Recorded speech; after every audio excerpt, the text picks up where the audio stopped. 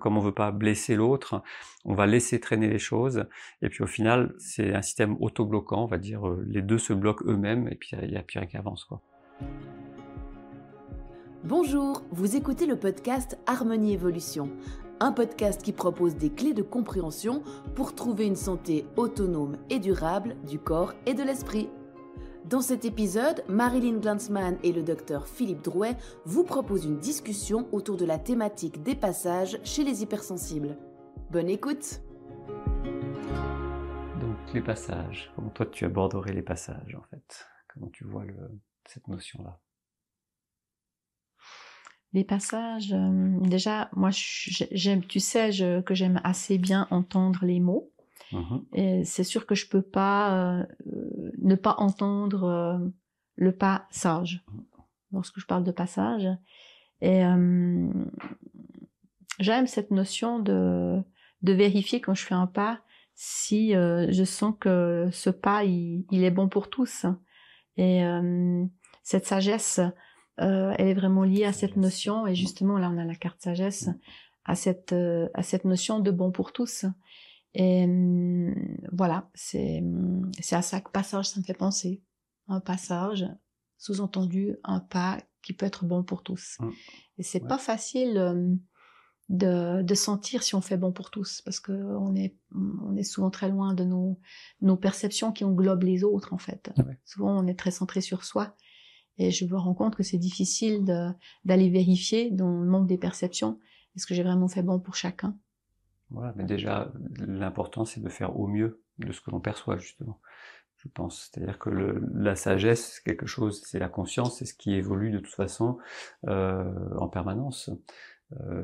Alors, la conscience elle-même, elle existe de toute façon au-delà de ce que l'on perçoit, de ce que l'on est, mais plus notre perception va être grande, plus notre conscience va être grande, et plus notre capacité à entrevoir que ce que l'on fait, ce pas, qui est donc ce pas qui est sage, on va dire, va être sage ou pas, on va dire. Et puis, c'est une question de référentiel aussi. Pour moi, vraiment, c'est si chacun se met dans un contexte de je fais au mieux de ma conscience, je fais au mieux de ce que je peux faire à l'instant où je le fais, donc ce pas en l'occurrence, ben c'est déjà ok. Il n'y a pas de pression à se mettre non plus sur le passage, on va dire, je pense. Ouais, je suis d'accord avec toi que comment entrer dans un cheminement qui reste léger, qui reste souple, mais je viens de tirer humanité, tout à fait, qui est bon pour mon humanité, voilà, sans pression, avec conscience que je peux que grandir et que c'est bon de s'exercer à faire des passages et aussi d'observer qu'il y a des petits passages, il y a des grands passages et que chaque jour on fait plein de passages, souvent on se rend pas compte que on fait des passages et des passages. On pourrait se dire. Chaque pas qu'on fait, chaque seconde est un passage d'une certaine manière. Ouais. C'est ça. Plus on avance, plus on conscientise que chaque pas est un passage.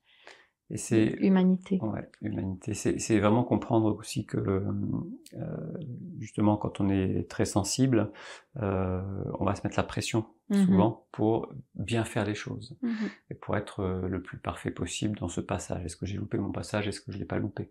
On loupe rien. De toute façon. Donc c'est ça qui est important aussi à comprendre, c'est que encore une fois on fait au mieux de ce qu'on peut, et puis si à un moment on s'aperçoit avec la conscience qui aura évolué dans le temps que le passage que j'ai fait il y a X temps, un mois, 2 mois, 1 heure, ben, il n'est pas encore parfait, il est pas en tout cas au niveau de la conscience que j'ai maintenant, mais on peut toujours retravailler dessus. On peut toujours modifier en fait l'énergie qui a été créée au moment de ce passage pour la mettre au goût du jour d'une certaine façon. Et justement, c'est justement le passage, le travail avec les huiles justement, voilà, qui est justement là c'est bois, ça parle de l'accomplissement, de la satisfaction justement. C'est que quoi qu'on fasse, de toute façon, on fait toujours au mieux de ce que l'on peut faire. Et donc, quel que soit le passage que l'on fait, eh bien, on a le droit d'être satisfait de ce que l'on a fait, même si on le remet en cause plus tard. Parce que la remise en cause n'est pas un jugement de j'ai fait une erreur, mais c'est simplement un constat de maintenant j'ai une autre conscience. J'ai un niveau de conscience plus approfondi, plus affiné, et donc je peux changer les choses. C'est ça, et on a des fois besoin de rectifier une trajectoire pour qu'elle soit plus alignée avec notre volonté profonde. Parce que finalement, moi j'observe que, bien sûr, encore régulièrement, les peurs, elles prennent le dessus, le mental veut contrôler, et puis finalement, à ce moment-là, c'est le mieux que je puisse faire. Mais peut-être que dans 2 jours, 3 jours, 4 jours, je me rendrai compte que j'ai pu lâcher des choses, et qu'il y a quelque chose en moi qui est plus profond, et qui est plus solide aussi, qui s'est construit, et tiens, j'ose faire ce que je n'osais pas faire il y a 3 jours en arrière. Et donc là, je sens que je peux rectifier ma trajectoire. Voilà. Et là, j'ai juste mon volonté. Et j'aime bien cette carte volonté parce que elle me rappelle de plus en plus combien la volonté, on l'a souvent inscrite comme quelque chose, justement, on est beaucoup dans cette volonté mentale, d'y aller, il faut y aller. Et là, finalement, quand je reviens à volonté et que je ressens ce que c'est vraiment la volonté, je sens vraiment que c'est pas du mental, en fait. La volonté de faire bon pour moi, c'est vraiment quelque chose que je sens dans mes tripes. Et j'aime bien me rappeler que c'est bien au-delà de ce que je pense, la volonté. Ouais. Et puis, c'est aussi la volonté, c'est ne pas mettre de résistance à ce passage, en fait. C'est être à 100% oui dans j'y vais, c'est bon. Et donc, ça veut dire que j'ose quitter ce qui était avant pour avancer. J'aime bien l'image de l'échelle. Quand on monte à une échelle, faut bien quitter le barreau auquel on est accroché, sinon on ne monte pas. On n'a que 4 membres, et puis si on reste accroché à 4 barreaux, c'est fini, quoi. Donc c'est vraiment oser quitter l'avant. Effectivement, l'image de l'échelle est facile, on va dire, on imagine bien qu'on va faire comme ça, mais nos barreaux, c'est toutes nos croyances, c'est toutes nos certitudes, c'est aussi nos amitiés qui correspondent à une certaine conscience à un moment donné. Donc c'est oser lâcher tout ça. Et volonté, c'est vraiment ça, c'est je fais ce pas à 100%. Je garde pas une petite poire pour la soif, au cas où, comme ça, je pourrais justifier que, mais non, en fait, finalement, j'avais pas trop envie. Voilà. Et ça, je trouve que c'est vraiment hyper important de s'engager, en fait, pleinement dans chaque pas que l'on fait. Oui. Et la volonté d'aller de l'avant signifie aussi la volonté de lâcher parfois ce que l'on aime encore. J'aime bien la petite phrase qui dit, et dans notre famille on l'a souvent utilisée, il est bon de sortir de table lorsqu'on a encore faim. Et c'est rigolo parce que le mental en général il veut tout, donc il n'arrive pas à sortir de table quand on a encore faim. Tandis que cette volonté qui est plus grande, c'est la volonté d'aller bien, d'aller vers la pleine santé. Et donc, si on veut aller vers la pleine santé, c'est normal qu'à un moment donné, quand on se rend compte qu'on est en train de basculer dans je vais arriver dans le trop, je suis plus dans le bon équilibre pour moi. Donc, c'est l'heure de passer à la suite. Et ça veut dire laisser derrière moi quelque chose que j'aime encore. C'est pas facile, hein. Et puis l'image du repas, moi je trouve qu'elle est très bonne parce que s'il y a une table avec, moi je vois par exemple quand j'étais en Chine, il y avait les buffets chinois où il y avait plein de choses sur la table, on pouvait tourner le plateau et puis choisir. En fait, quand on n'a plus faim, on n'a plus faim. Et oser passer à l'étape suivante, c'est-à-dire quitter la table, c'est des fois j'aurais pas tout goûté. Et dans certaines zones de notre vie, on a envie de tout goûter. On a envie de vraiment aller s'accrocher à chaque petite chose, et puis mais j'ai pas goûté ça, et puis je vais goûter ça, etc. Et puis à un moment, faut se dire non, là j'ai fait le tour. Maintenant, je suis rempli de tout ce que j'avais à acquérir dans ce cycle, dans cette partie du cycle de ma vie. Et puis du coup, j'ai pas tout fait. Parce qu'en fait, je ne peux pas tout faire. Parce qu'on est quand même lié à la temporalité malgré tout. Et notre physique, notre intellect, il est séquentiel, il marche dans la temporalité. Donc de toute façon, on ne pourra pas tout faire. Donc c'est qu'est-ce que je garde comme essentiel et qu'est-ce que je quitte comme non essentiel.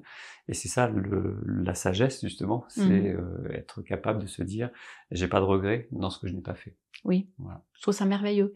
Et surtout que avec l'habitude de vivre les choses de cette manière-là, on se rend compte que ce que l'on va découvrir derrière va être tellement merveilleux et plus grand encore que on arrive de plus en plus à quitter quelque chose qu'on aime encore. Vraiment. Et puis avec douceur pour soi, douceur pour les autres.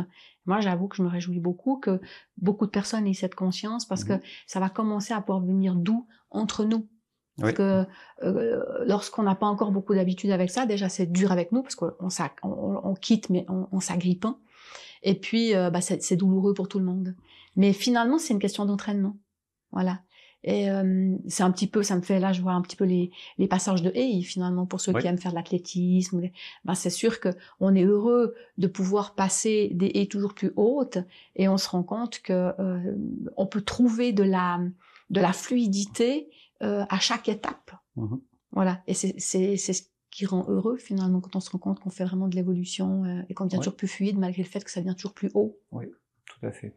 Et l'un des points aussi que j'ai remarqué très souvent en fait, pour mes propres passages ou pour les passages des personnes, c'est le regard des autres en fait. Et c'est le jugement aussi des autres. On a tous un chemin différent, quoi qu'il en soit, même si on a l'impression qu'on est dans le même chemin à certains moments. De toute façon, les expériences que l'on vit sont différentes. Donc à certains moments, les expériences s'écartent d'une certaine manière beaucoup. En fait, mettre une quantité, c'est un peu difficile, mais s'écartent beaucoup. Et du coup, l'autre qui n'a peut-être pas la même vision que nous, naturellement, et on le fait tous d'une certaine manière, c'est on veut ramener l'autre à sa vision. Et du coup, le passage, en fait, quand on sait que ça va pas convenir à l'autre, il est d'autant plus difficile, parce qu'on a tellement besoin d'être aimé par l'autre, dans la reconnaissance de ce que je suis, et donc de la compatibilité que j'ai avec l'autre, que là, le pas, il est vraiment difficile. Oui, et c'est rigolo parce que je dirais sagesse pendant que tu disais ça. Ouais. Et peut-être que certaines personnes pensent que la sagesse, c'est être sage. Et justement, dans ces moments-là, c'est oser ne pas être sage. Le passage. Le passage. Ça veut aussi dire ça. Ne pas être sage, c'est aussi ça que j'entends. Voilà. Et quand on est dans une volonté qui est très morale ou mentale, on pense que c'est pas juste de s'éloigner, de quitter ou prendre la distance, alors que justement, ça peut être de la grande sagesse que d'écouter son besoin, d'aller où c'est juste pour nous, et laisser toute la liberté à l'autre, de rester où il est, ou d'aller dans une autre direction. Ouais. Mais c'est vrai que ces distances entre les gens, par moments, elles peuvent être difficiles, douloureuses. Et pourtant, elles peuvent être d'une telle grande sagesse. Et de même, de l'autre côté, si quelqu'un fait un passage, on le retient pas. Oui. Voilà. Parce que on a les deux bords, hein. On est, ceux qui évoluent, puis ceux qui sont dans une évolution qui est pas la même. Et encore une fois, on ne bloque pas. On est conscient que l'autre a son chemin à faire. Et puis quand on regarde bien, c'est un petit peu le passage de l'oisillon qui sort du nid, on va dire, voilà, des mères qui ont du mal à quitter leur enfant, et parce que il y a une fusion qui est pas réglée d'une certaine façon. Et ça c'est qu'un exemple. Et ça, c'est important de prendre conscience que si on ne lâche pas ça, on empêche l'autre de vivre, et puis on l'emprisonne d'une certaine façon aussi dans notre monde à nous, dans notre contexte à nous. Et donc ça, les hypersensibles, pour moi, il est presque de votre responsabilité, les hypersensibles, de sentir ça, de sentir quand est-ce que je bloque quelqu'un ou quand est-ce que je me sens bloqué par quelqu'un, et de le matérialiser au travers des mots éventuellement ou au travers d'actes éventuellement aussi. Mais pas de laisser latent, parce que comme on veut pas bloquer, comme on veut pas blesser l'autre, on va laisser traîner les choses, et puis au final, ça sera bon pour personne, parce que c'est un système auto-bloquant, on va dire, les deux se bloquent eux-mêmes, et puis il y a plus rien qui avance, quoi. C'est vrai. Et partir, prendre ses distances, aller sur son chemin, c'est une chose. Mais lorsque c'est à nous de rester dans un endroit et que c'est à nous d'inviter l'autre à s'en aller, à partir, parce qu'on sent que c'est ça qui est juste pour lui, qui est bon pour tous, c'est aussi un exercice qui a besoin d'entraînement. Ouais, tout à fait. Pousser l'oiseau du nid et puis de se dire mais il va voler, ça va aller très bien, ou peut-être même que il va se casser la figure, mais que il apprendra quelque chose aussi dont il a besoin. C'est encore un autre exercice que de pousser l'autre. Ouais, là, je vais prendre eau justement, et en fait eau, c'est dans la symbolique des éléments chinois, c'est associé à la peur, et effectivement, tout est associé à cette peur qui nous empêche effectivement de quitter l'autre, de faire le pas, d'oser explorer, d'oser dire non des fois, puis ou au contraire d'oser dire pleinement oui à quelque chose. Et là, quand je l'ai pris, j'ai senti tout de suite que ça allait taper sur tout l'alignement des chakras du cœur, chakra Manipura, le chakra du sacré.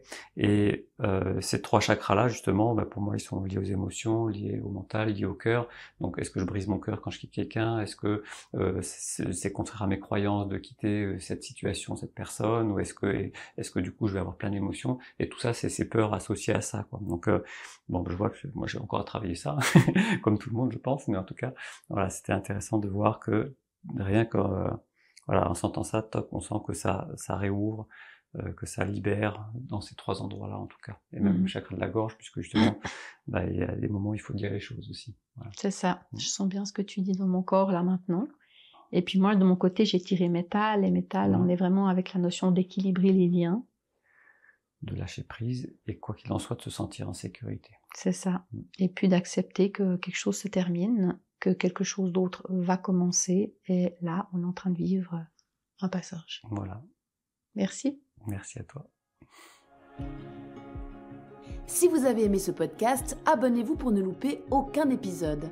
Pour découvrir d'autres sujets de conversation et aussi les formations, les accompagnements et les outils Harmonie Évolution, rendez-vous sur harmonieévolution.com.